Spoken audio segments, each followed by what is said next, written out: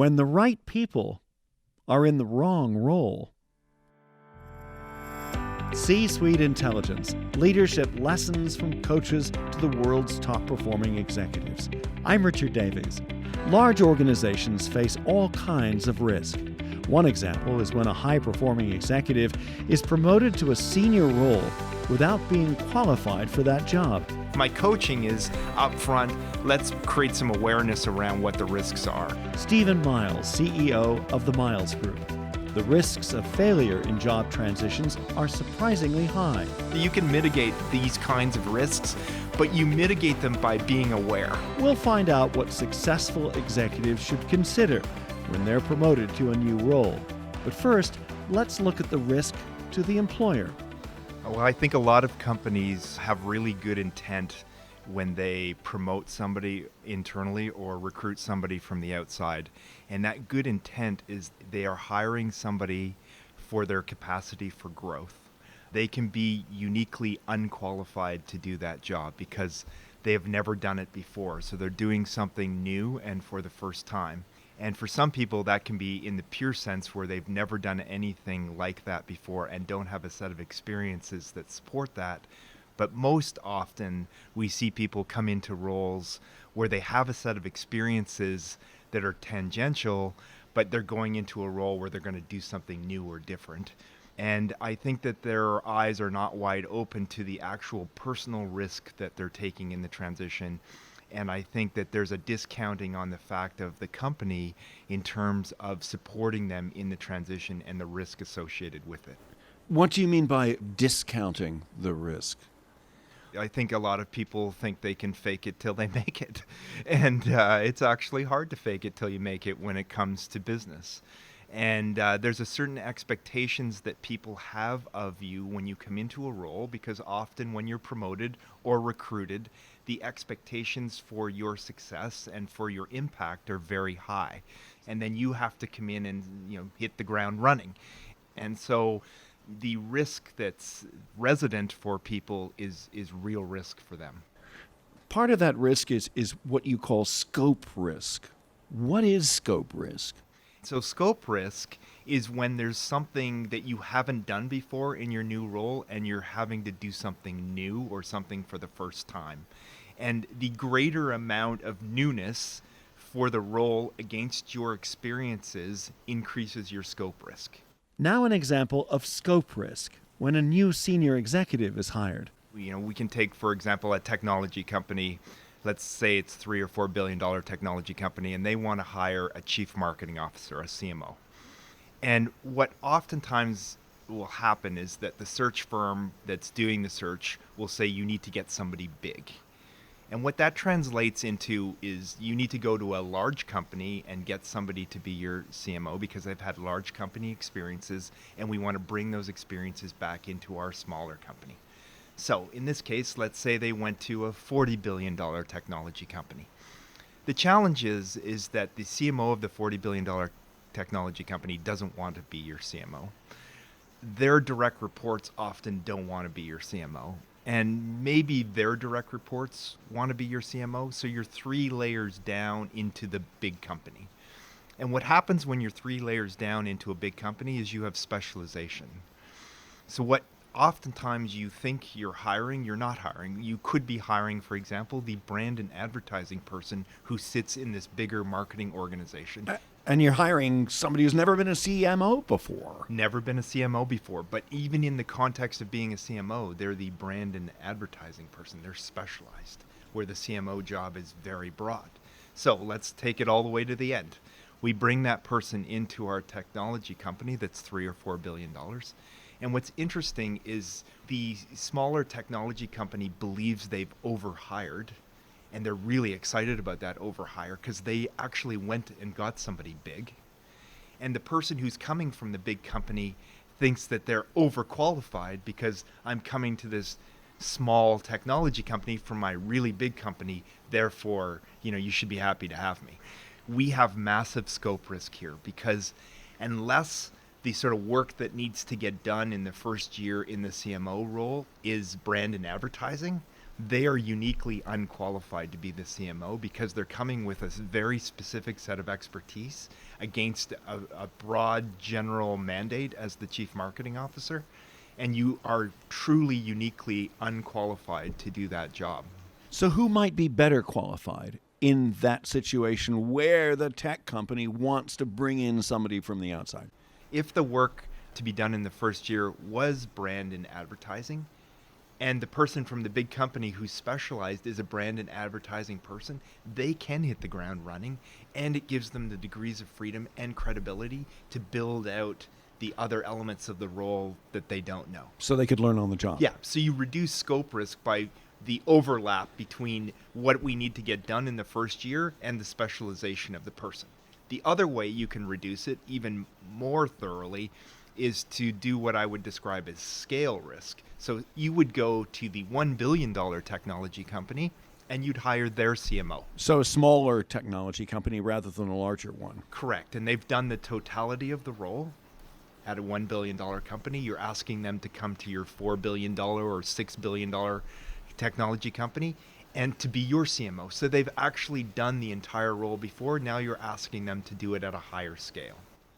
You say organizations should avoid the trifecta of scope risk. The trifecta being somebody new to the role, new to the company, and new to the industry. I think that is something that you want to avoid whenever possible. There are very special people out there, and you can probably count them on one hand, that can handle that level of scope risk. But generally what you want to do, especially as an individual who's managing your career or a talent manager or hiring manager selecting people, is you want to try and reduce the amount of scope in the transition where you're getting somebody who is uniquely qualified in some way to do the role as opposed to uniquely unqualified. What about scale risk? Could you give us an example of how that might be a problem?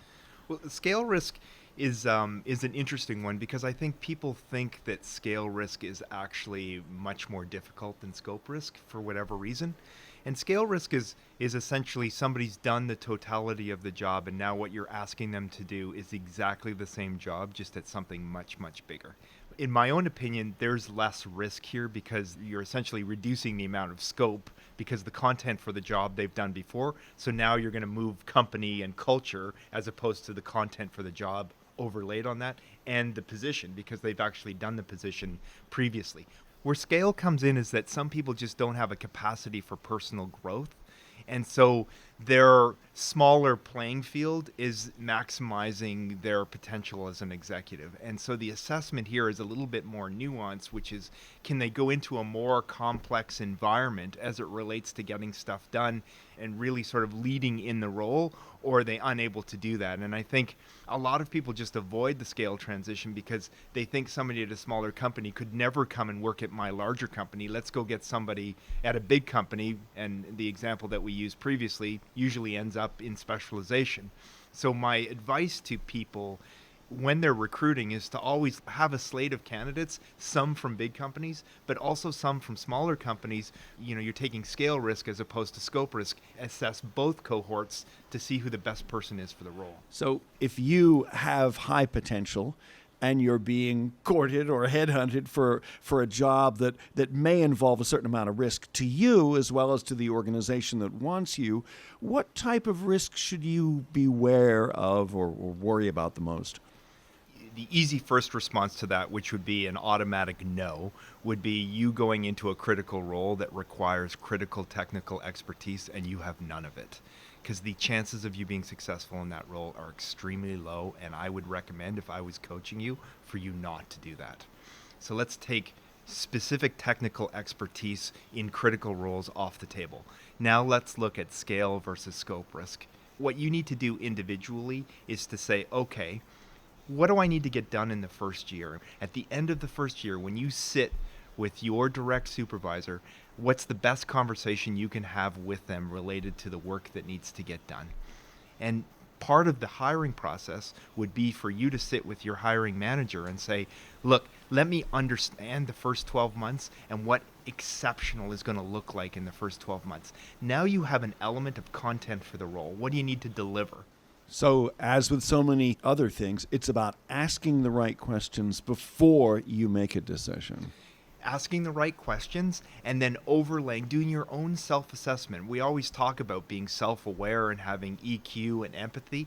This is about applying your own awareness of your experiences and your capabilities against an opportunity. And don't go in just smiling and, hail fellow well met. You want to go in with your eyes wide open. You want to ask the right set of questions, but then you want to translate the answers to those questions against who you are and what you know so you can be successful.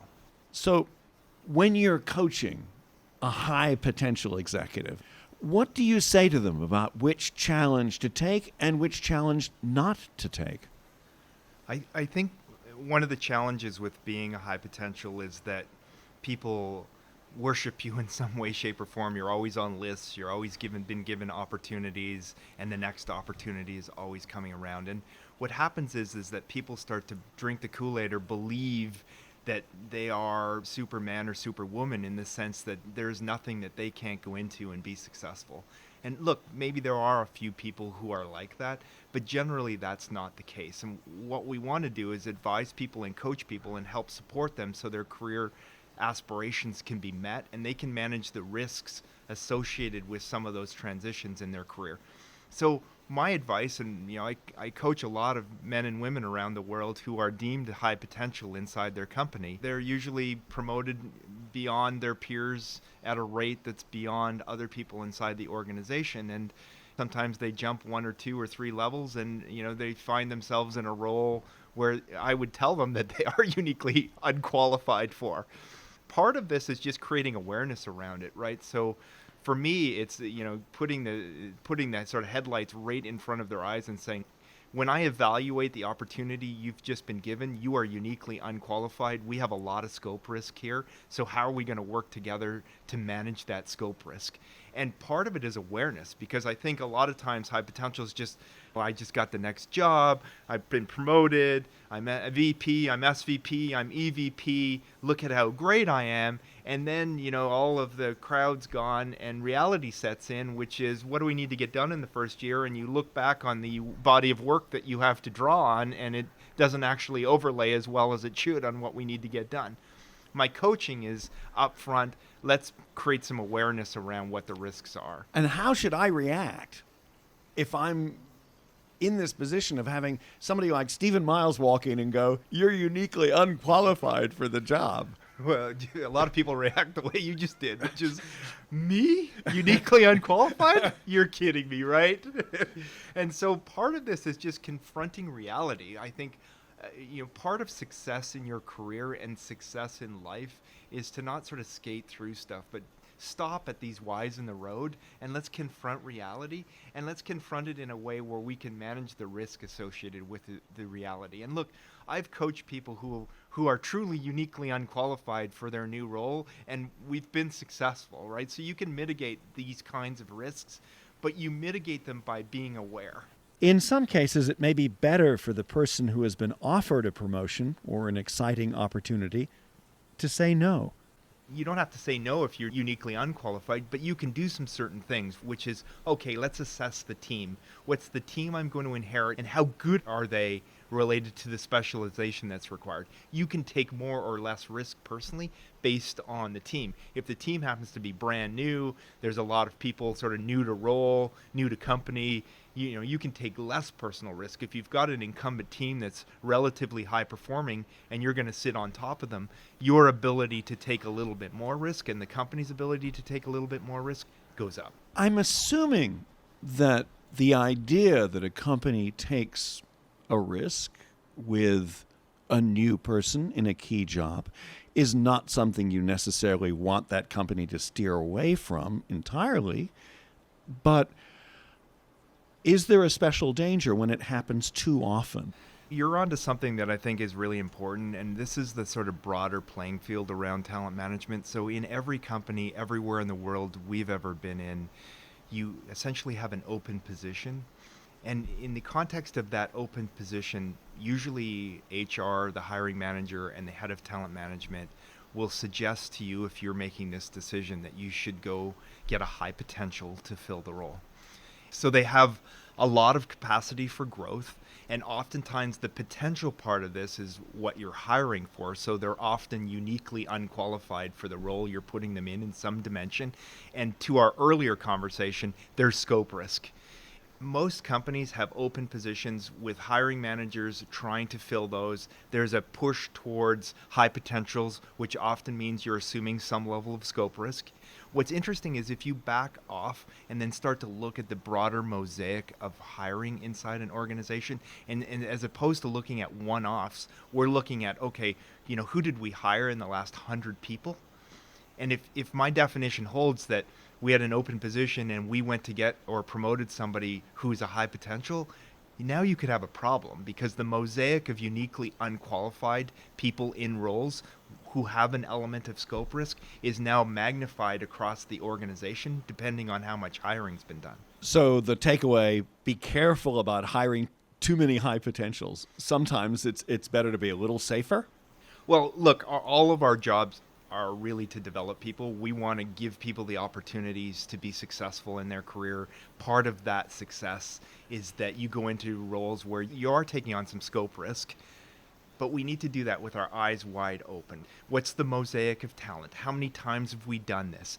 And what we want to do is just manage that holistically as a mosaic, and then we want to manage it at the individual level, which is, how do we support this person? Do we have the capacity from our leader to support this person? How developed and how strong is the team below them to support them? And if our eyes are wide open to this, look, we can develop amazing high potential, sort of high growth general managers or functional leaders, but this isn't about throwing people at the deep end with no wings on. We have to do this in a very thoughtful way and help people be successful. That's why the rates of failure and derailment are so high, because the mosaic element of this isn't taken into consideration. And I think a lot of time people underestimate the scope risk in the transition. Stephen Miles, your eyes are wide open. Thank you very much. C-Suite Intelligence, leadership lessons from coaches to the world's top performing executives. From the Miles Group, I'm Richard Davies. This episode is part of a series of free podcasts aimed at helping and advising employees, executives, and leaders of companies and other types of organizations. Thanks for listening.